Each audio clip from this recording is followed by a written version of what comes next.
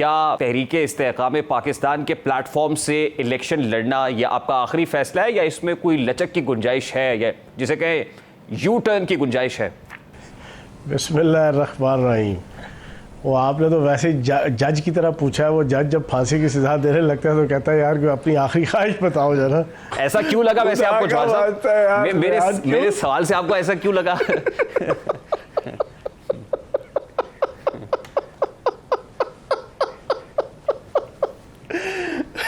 आपने इस तरह पूछा आपका आखिरी फैसला। जनाब, हमने बड़ा सोच समझ के ये फैसला किया कि पीटीआई के जिसके अंदर 16 साल मैंने लगाए, मैंने अपना वक्त, जान, माल, पैसा, कारोबार, ख़ानदान सब कुछ दांव पे लगाया, पर्चे झीले, मारें खाई, हमले हुए, हर किस्म की कुर्बानी दी। हमने उसको ज़ाया नहीं होने देना। और ये तहरीक जना इस्तेहकाम पाकिस्तान जो पार्टी बनाई है उसका बुनियादी ऑब्जेक्टिव भी यही है कि पीटीआई की वो सारी लीडरशिप के जो 5 साल से लेके 25 साल से पीटीआई के प्लेटफॉर्म से जो है वो मुल्क और कौम की खिदमत कर रही थी और बासलाहियत लोग हैं, किसी का 5 साल का, किसी का 10 साल का, किसी का 20 साल का, किसी का 30 साल का, वजारत का, सूबाई वजारत का, वफाकी वजारत का एडमिनिस्ट्रेटिव तजर्बा है। हम उन्हें ज़ाया नहीं करना चाहते थे। हमने एक प्लेटफॉर्म बनाया और मजबूरन बनाया। हमने शौक़ से जो है वो पार्टी को इस हालत तक मैंने नहीं पहुँचाया, जहांगीर तरीन साहब ने भी नहीं पहुँचाया, अलीम खान साहब ने भी नहीं पहुँचाया। ये पार्टी अगर 9 मई को खुदकश हमले के तहत तबाह बर्बाद हो रही है तो वो पार्टी के लीडर की पॉलिसियों की वजह से हो रही है। और जब पार्टी बिल्कुल इस हद तक पहुंच गई कि जिस पे अब उसको सर्वाइव नहीं कर पा रहा उसके ऊपर, तो जनाब हमने अपना रास्ता तो बनाना है। बिल्कुल ठीक बात है। देखिए, मैं कॉन्टेक्स्ट बता देता हूं, मैंने आपसे क्यों पूछा करनी है। मैंने वो शॉर्ट भी प्ले किया है महमूद मौलवी साहब का गुज़श्ता रोज़ हमारे प्रोग्राम में थे और वो कहते हैं कि जी इस्तेहकाम पाकिस्तान अभी ये कोई आखिरी फैसला नहीं है कि मैं इस पार्टी में हूँ। हमने पूछा अली जैदी, इमरान इस्माइल, दीगर क्या उन्होंने फैसला कर लिया? वो कहते हैं उनका भी अभी कोई हतमी फैसला नहीं है, अभी ये फैसला होना बाकी है। तो इस कॉन्टेक्स्ट में आपसे पूछा कि आपका हतमी फैसला है या यहाँ भी मामला गोली है? आज महमूद मौलवी को मैं ज़्यादा जानता नहीं हूँ, मेरी इस्लाम दुआ भी नहीं है उनसे, ज़िंदगी में कभी मिला भी नहीं हूँ। ये 2 फंक्शंस में आए थे लेकिन आमना सामना नहीं हुआ। मैं बड़ा हैरान हो रहा हूँ पिछले 15-20 दिन से उनका जो जेस्चर है ना उसके ऊपर। पहला इन्होंने जेस्चर जो दिया जनाब फवाद चौधरी साहब और इमरान इस्माइल साहब पहुँच गए अडयाला जेल के बाहर शाह महमूद कुरैशी साहब को मिलने, और वहाँ पे जो इन्होंने एक अपनी तरफ से इनिशिएटिव लिया जी, वो बड़ा अजीबोगरीब था। फिर उसके बाद डिनर पे वही लोग आए थे जो अपनी मर्ज़ी और अपनी तमन्ना और अपनी ख्वाहिश और अपनी विल और अपनी विश के तहत वहाँ पर आए थे। चलो डिनर में भी आप आ गए, आपको एक एक्सक्यूज़ दे दें कि यार डिनर में तो हम वैसे ही आ गए, खाना खाने आ गए, कोई दोस्ती का लिहाज करके आ गए। अगले दिन प्रेस कॉन्फ्रेंस थी। प्रेस कॉन्फ्रेंस में आप जनाब बिल्कुल स्टेज के ऊपर कंधे से कंधा मिला के अलीम खान साहब के साथ और जहांगीर तरीन साहब के साथ आप बैठे हुए हैं, और फिर उसके बाद आप 12 दिन से आप अजीबोगरीब किस्म का राग अलाप रहे हैं।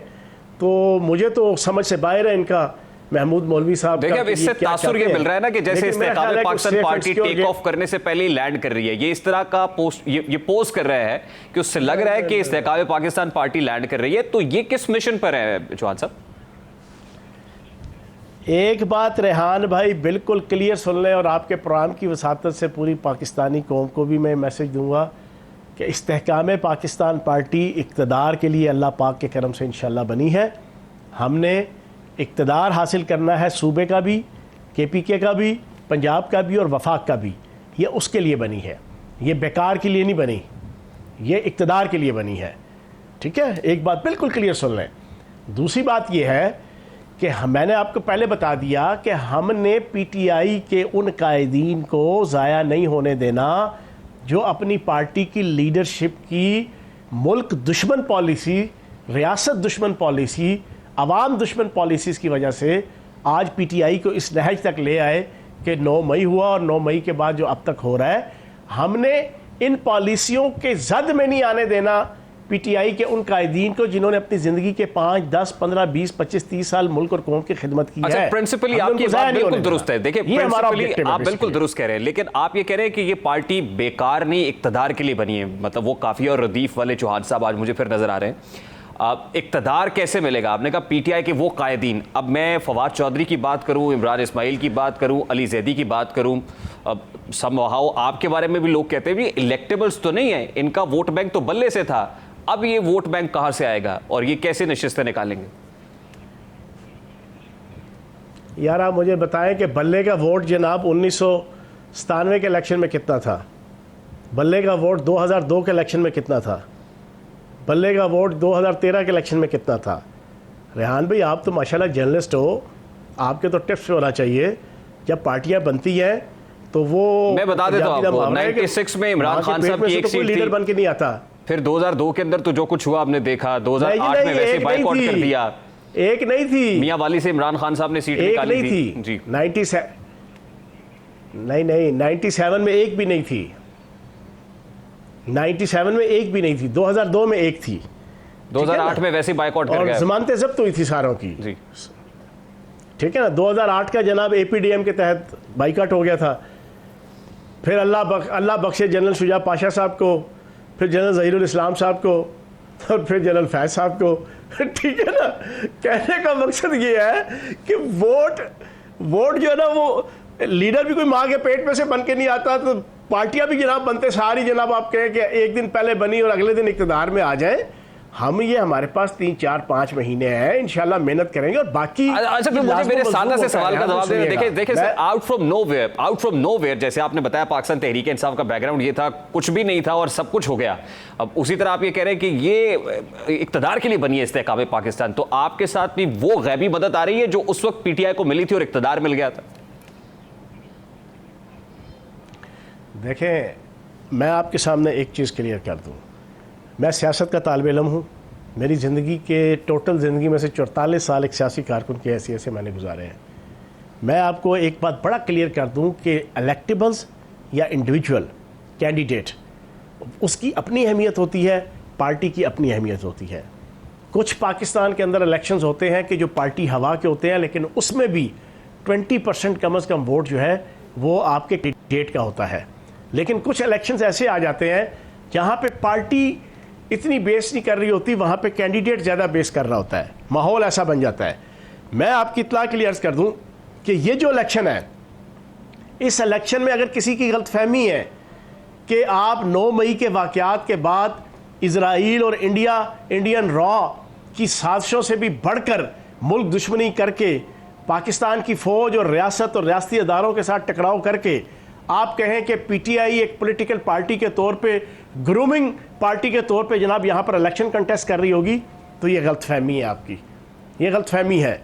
यहाँ पर जो हज़ारों की तादाद में 780A के पर्चे, इंसदाद दहशतगर्दी के पर्चे, मिलिट्री कोर्ट्स के पर्चे और आर्मी तनसीबात के ऊपर हमलों के पर्चे हैं, इनको आप जब भुगतना शुरू करेंगे ना, तो फिर पता चलेगा कि पीटीआई जनाब कहाँ पे खड़ी है और कहाँ पे नहीं खड़ी।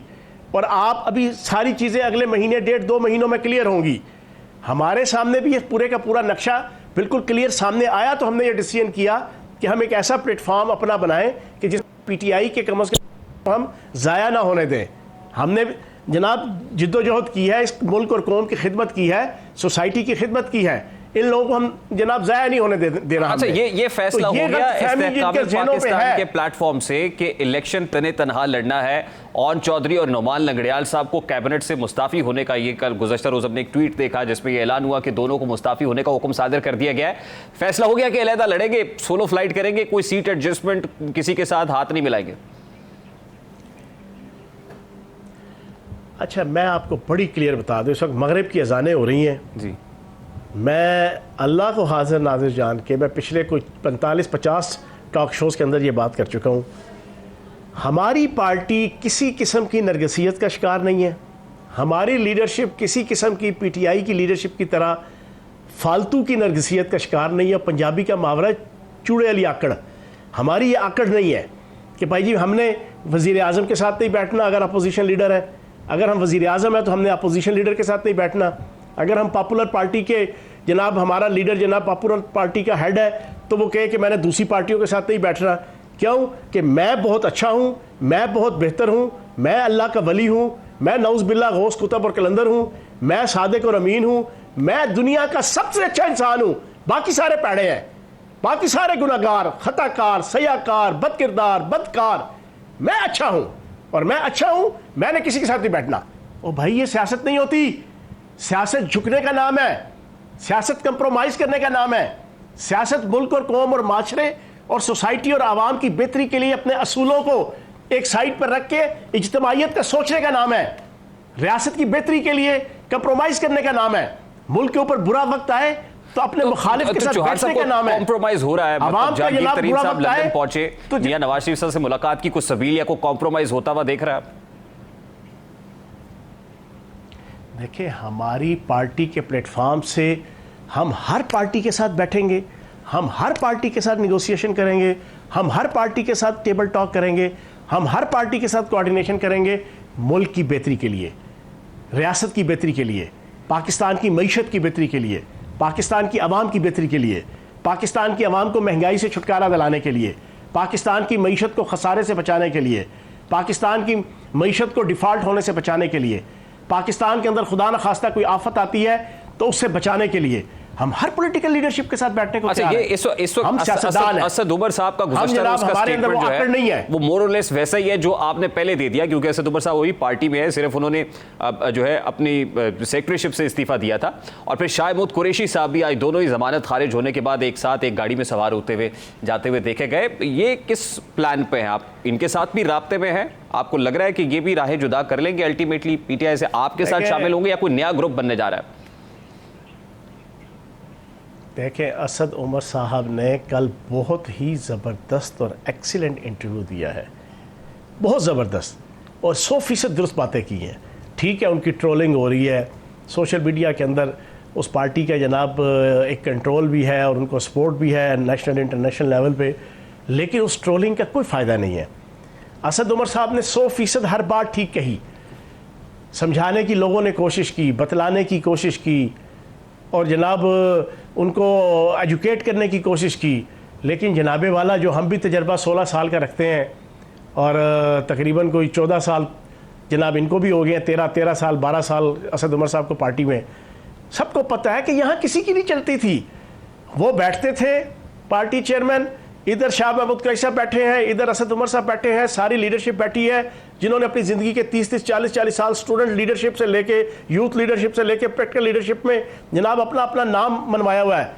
उनको उठते बैठते बताया जाता था, आपको कुछ नहीं पता जो मैं जानता हूँ, आप कुछ नहीं जानते जो मुझे पता है, जो सलाहियत मेरे पास है वो आपके पास नहीं है, जो दुनिया मैंने देखी है वो आपने नहीं देखी, जो मैं फैसला कर सकता हूँ वो आपको नहीं पता। हर घंटे में 10 दफ़ा ये बात हर गुफ्तगू में होती थी। ओ भाई, जो बंदा ये कहे कि मैं सब कुछ हूँ, मुझे ही सब कुछ पता है, मैं ही सब कुछ जानता हूँ, मैंने दुनिया देखी हुई है, मैंने ओवरसीज देखे हुए हैं, मैंने अमेरिका देखा हुआ है, मैंने बर्तानिया देखा हुआ है, इस एटीट्यूड के साथ अब तक असद उमर और शाह महमूद कुरैशी कप्तान के साथ खड़े हुए, कब तक खड़े रहेंगे? शाह महमूद कुरैशी साहब का अगर आप दिल का एक्सरे कराएं या अल्ट्रासाउंड कराएं ना, तो जो जज्बात आप उनके सुनेंगे या देखेंगे, तो मैं भी कानों को हाथ लगाऊंगा, आप भी कानों को हाथ लगाएंगे। वैसे को पॉलीग्राफिक टेस्ट ही होता है। मजेदार आदमी है बेचारे, शराफत के साथ चीजें चला रहे हैं। तो ये शराफत से कब तक चलाते रहेंगे, या ये कब तक शराफत बचा पाएंगे, क्या लग रहा है आपको?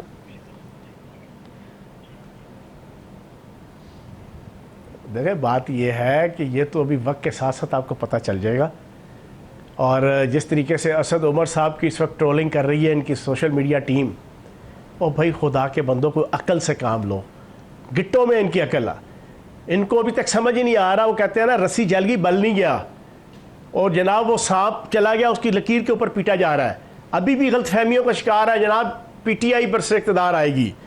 मैं हैरान हूँ, और पीछे से जो है ना इनको फ्यूल और ईंधन जो है ना वो सोशल मीडिया टीम देने लगी हुई है, जो अमेरिका बैठी हुई है, जिसका मखसूस एक एजेंडा है, एक मखसूस मकतबा फ़िक्र के साथ ताल्लुक़, एक मखसूस एजेंसी के साथ ताल्लुक़, और वो बैठ के जनाब फीड करने लगे हुए हैं यहाँ पर बैठे हुए नौजवानों को और यहाँ पर बैठे हुए पीटीआई के एक्टिविस्ट को, कि बस इक़्तिदार ये आने लगा है, ये आ रहा है इक़्तिदार दोबारा से।